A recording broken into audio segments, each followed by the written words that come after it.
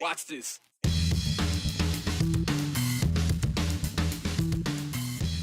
Idaho's most important river is telling a much bigger story than most people can hear. We break down a new report that highlights the river's biggest challenges and where it's improving. An Idaho man who was under DACA protections as a child is now being detained by ICE. We sit down with the reporter who covered the story to hear how the case is causing major worries for other DACA recipients. People who live in Idaho are called Idahoans. People in Boise, Boiseans. Nampa, the consensus seems to be Nampons. Just kidding, Nampans. But what about people from Meridian? You sound off on that. It is summertime. We have warm weather, and Idahoans and Oregonians are hitting the lakes, rivers, and reservoirs, whether it's for recreation or for people's livelihoods. Water is at the heart of life all around here. And now Idaho's largest river has a report card. The first ever State of the Snake report pulls together years of data to answer a question. How healthy is the Snake River, and what will it take to protect it? Cooper Morgan takes a closer look. A harbor of boats on the Snake. It looks picture perfect. But what we've realized over the years is that there's a couple different gaps out there. And unless you're a scientist traversing the Snake, it can be hard to spot a problem. That's where Josh Johnson comes in. You know, there isn't another report like this that takes together all the data that we do have about water quality in the Snake and brings it all together. Johnson has spent a year along with the Idaho Conservation League to bring together the first ever State of the Snake, a report that game plans the protection and improvement of the river. Southern Idaho is a high desert, essentially, and without the Snake River, life there as we know it would not exist. The report highlights three big threats: what washes into the river, what grows in it, and what doesn't belong there. Agricultural pollution that seeps into the river, too much fertilizer and waste, nitrogen, phosphorus, washing off fields, dairies, and septic systems, feeding problems downstream. But it has been getting better as the agricultural sector has done various things to begin cleaning up. Those extra nutrients, combined with static water near reservoirs and dams, contribute to another: toxic algae blooms. So these aren't a brand new thing, but what is new is just the extent that we're seeing these outbreaks and the frequency that they're happening. Of the three, one stands at the top: quagga mussels that threaten the local food chain and water distribution alike. That can be roughly the size of, your fingernail to an inch long. Nick Zerflu works on invasive species for the Idaho Department of Ag, and he remembers when they were found in the Mid-Snake in 2023. Impeding water delivery. And for Idaho, that's a huge thing. Little mussels with a big impact. Hundreds or thousands, potentially millions of these mussels. And what they do is they attach to substrate at the base of their shell. And it's the sheer numbers that causes the problems. Idaho launched an aggressive experiment, dosing about 9 miles of river near Twin Falls with chelated copper, hoping to eliminate the invasive mussels before they could spread. Yeah, well, first off is we took an action. We weren't going to sit back and kind of watch this story unfold. The treatment has drawn attention and some concern about what it means for the river's ecosystem. I think we understand that there is some sacrifice here necessary to give it our best shot to get rid of the quaggas for good. But we can't keep poisoning the river forever, right? Zerflu says this year's drought gave his team a rare advantage. Lower water and earlier warm-up let them start quagga monitoring weeks ahead of schedule. Idaho is frankly, we're willing to take action on a species of this magnitude when it comes to water and just how much we rely and love and need water for our livelihood in the state. While the fight against quagga mussels continues, the State of the Snake report goes much further. It calls for more proactive water quality testing to deal with toxic algae blooms before they happen, and long-term partnerships and layers of funding to better protect the Snake River. Significant funding, perhaps federal funding, to bolster incentives for farmers to improve practices on their fields that reduce pollution and help them with their operation. Before problems grow too big to see. The Snake is the lifeline for everybody, and so we need to protect it. The report is just a first step. ICO plans public meetings and simple handouts later this year. We'll have the full report linked in our web story at ktvb.com. Coop, I hate quagga mussels, but how can I, just a regular old news anchor, help end this quagga saga? Well, if you're an avid boater, I don't know if you are, Justin, but it's just making sure that you don't track those through other bodies of water. That's, letting your boat dry out thoroughly and spraying it down before you leave the area. And, well, unless you're going to the same place again, but just that type of stuff. Yeah, drain it, dry it every time. Cooper, thank you. I think one way or the other, it's likely to be done. Even the president supports it. So I think the ingredients are there, but some of the politics still have to be worked out. That was Idaho Congressman Russ Fulcher a couple weeks ago predicting that the 21st Century Road to Housing Act would become federal law, despite the fact that the president said he would not sign it. The wildly popular bipartisan legislation would ban corporate investors from buying up too many single-family homes to just then rent them out. It would also offer grants to cities that zone a certain way, allow for more factory-built housing, and expand access to mortgages. Despite all that, the president said this morning he will not sign that. Even though it sailed through the House and the Senate, all members of Idaho's delegation voted for it. But Trump says he's protesting the fact that the Senate is not taking action on the Save America Act, which would require proof of citizenship to register to vote and also ID at the polls. However, even if he does not sign it, it will become law tonight at midnight, unless he vetoes it, which he hasn't said he would do. But he's also not said that he won't do that.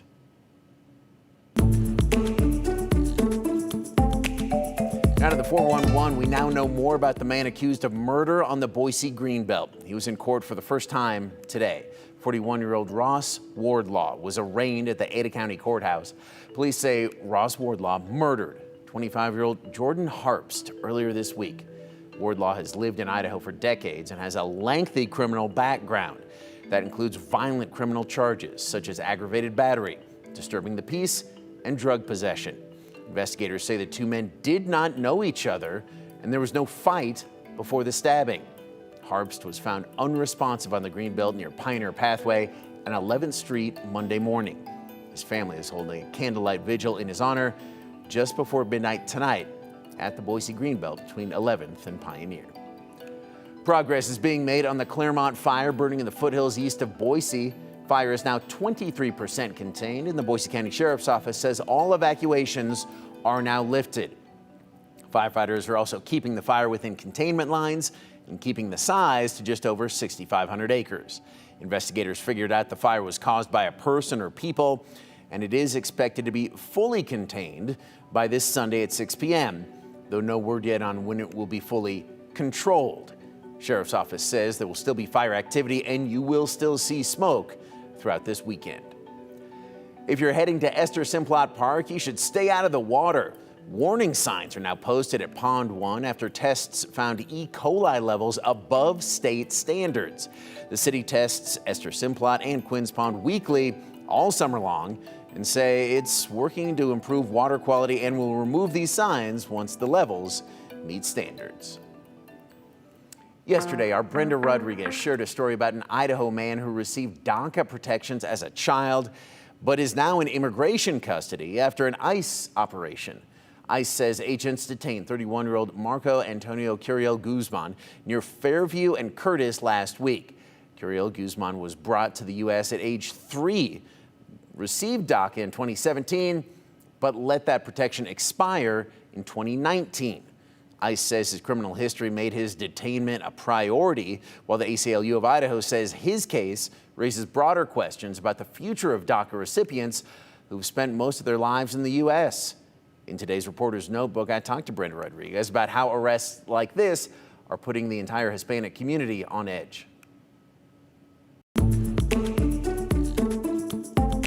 All right, Brenda, for those who don't know, what is DACA? It is a deferred action for childhood arrivals. It essentially grants children a permission to be in the United States. Children that were brought in from any country, gives them that permission to be here, to work here. It's only available for 2 years for them. That would be the case for Curiel Guzman.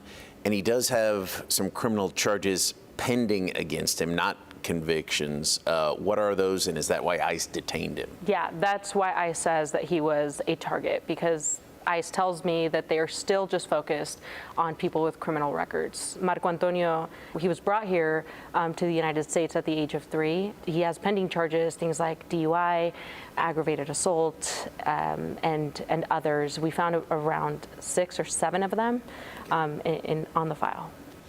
And I learned something really interesting in your story, that DACA protection can expire. I thought it was lifetime, but that's not the case. Yeah, well, when talking to these people, many of them adults now, that would be the ideal situation, right? Where you only have to apply once and be set. But that's not the case. You have to renew that every 2 years. You know, you have to pay a lot of money to get that renewed. So that is a barrier for some people to get that renewed. I'm going to be doing an immigration bill. So President Trump has said there would be a road to citizenship for DACA recipients. But now we also have former DACA recipients being detained, potentially deported. How are DACA recipients, either former or current dreamers, feeling? They seem like they're sort of in this limbo. Yeah, it's uncertainty for them. They don't know what could happen to them come tomorrow when they go to work or to school. I did talk to the ACLU, and they tell me that they have seen and talked to families that have DACA, and they feel that that should be enough for protection. That hasn't been the case, though. They have seen people be detained without having that criminal records. And again, ICE says they're only detaining people with criminal histories.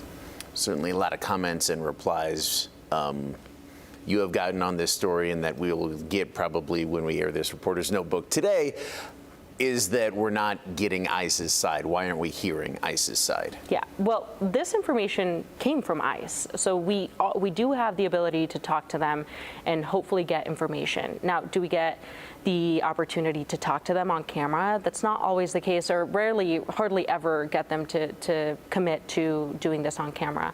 We are grateful, though, that they do respond to our questions, and we can have that line of communication. But I think viewers want to see them on camera. They want to see them talk about these situations and why they're doing it, and that's just not the case when it comes to reporters. Yeah, but we would like that as well. We would love that, yes. So we talked about the fact that it actually costs money to renew your DACA protection. Why are some other reasons that it might expire besides just it being cost prohibitive?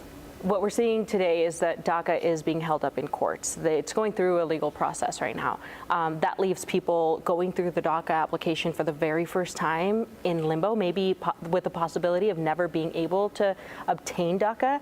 And then what we're seeing with renewals is an influx of them. So now it's backed up. It's taking so much longer to get any word back for people renewing their status. So some people that I've talked to that have DACA and expire within this month, they're in limbo. They don't know what to do, but they have submitted that application. So it's stuck in a legal battle right now, and for many others, it's just a backup of applications.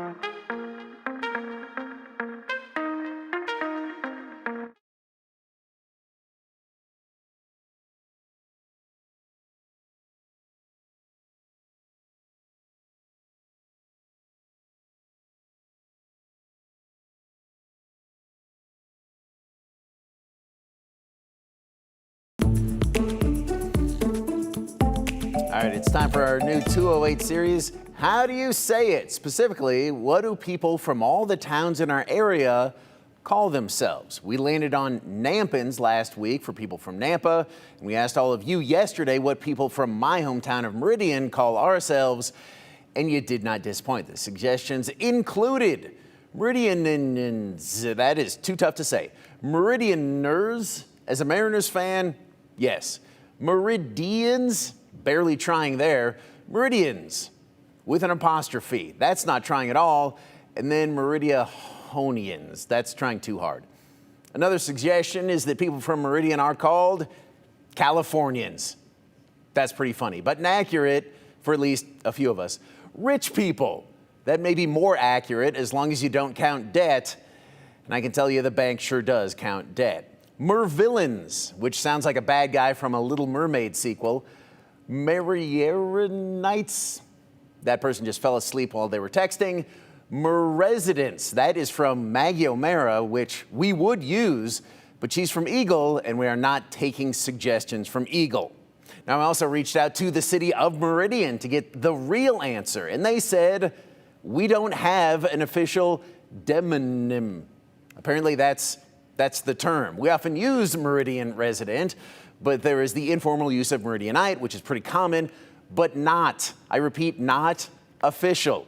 So there is no right answer to this. It's up to us. And Meridianites was the most popular suggestion on our text line. While someone said that's actually not right, it's just the name of a rock, another texter said, well, this is the gem state, so maybe that makes it more appropriate. Bottom line, I guess we're going with Meridianites.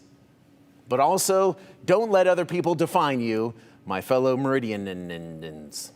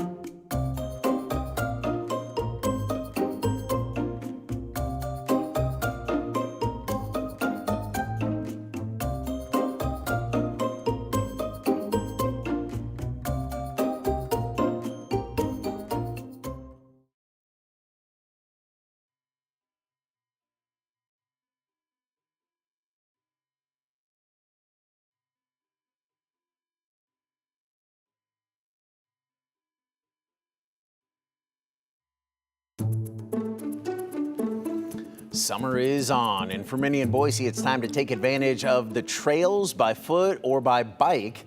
and what's becoming even more popular, e-bikes.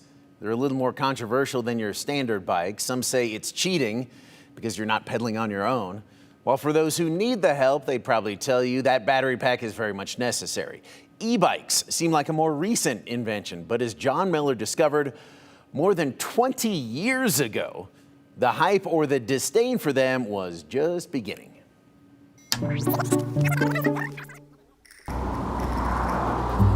Imagine you're on your bike and you come to a hill and you start pushing it, grinding it, running and grounding it. And suddenly, you start coasting uphill. Greg Dietz can make it happen. He sells the e-bike. On one hand, your motorized bike. Right. On the right hand, you run your motorized. On the left hand, we're on a normal 7-speed normal bike. With a normal headlight. And we also have cruise control. Hooked to a not so normal 24-volt battery. And we're ready to roll. All right, here we go. So we can just pedal.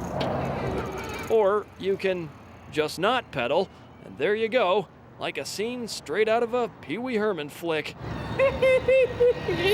Top speed? 14 miles an hour. 20 miles is your range.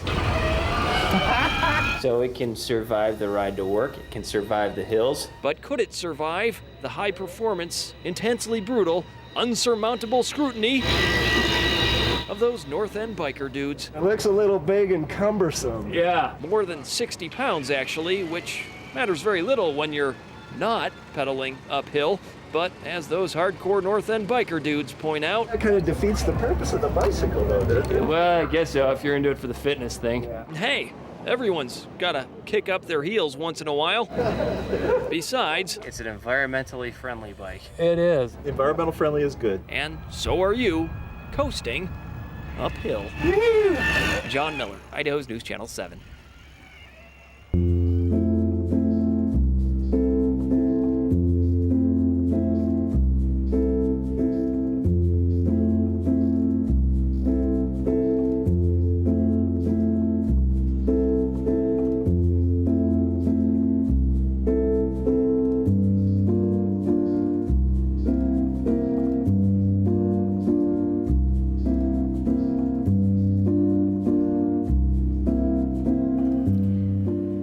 And hey, if you do want to get on a bike today, an e-bike is probably the way to go. You don't want to exert yourself too much in these extreme temperatures we've seen across southern Idaho. Boise currently at 101 degrees right now. Hottest day of 2026 so far. The first time we've seen triple digits in 312 days to be exact. September 1st, 2025 was the last time the City of Trees hit triple digits. Some other unbelievably warm areas today, Meridian, so Meridianites or whatever you prefer to be called. You felt 104 this afternoon. Extreme heat, Hammett, Idaho, 110 degrees. That's about 10 minutes from Mountain Home. So extreme heat throughout the western Snake River Plain, the lowest valleys in particular. As high pressure dominates the west, it continues to shift that southwesterly warmer air in, ushering our temperatures upward that much more. High pressure also keeping us very quiet. We have several watches and warnings in place with this dangerous heat, a heat advisory in the orange areas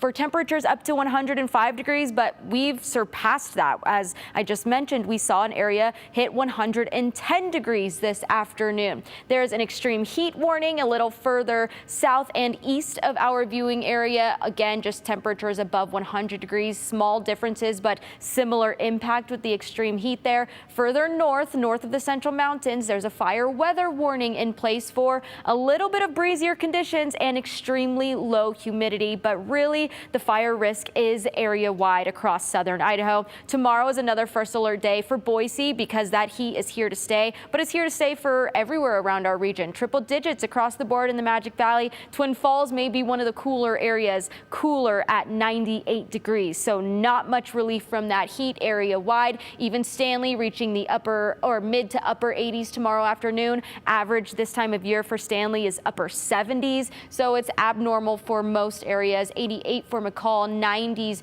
for other areas in the west central mountains, triple digits area wide for the Treasure Valley, lower and upper Treasure Valley, Mountain Home, looking at 105 degrees tomorrow afternoon. Now, taking a quick look at those winds, not going to be too breezy in Boise, could be slightly breezier in Twin Falls in the afternoon hours, nothing concerning, but those winds really won't bring us much relief because temperatures are so hot. Boise could have another triple-digit day on Monday, but the heat is here regardless for the next week ahead.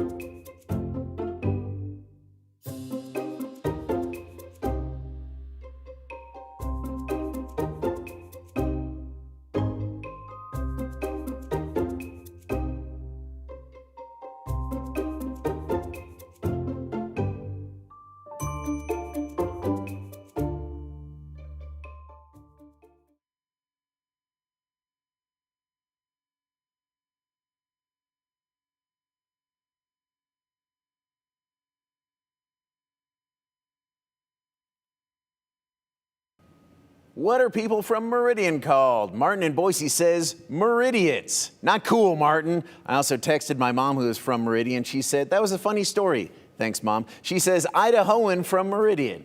She's dodging the question out here. See you Monday.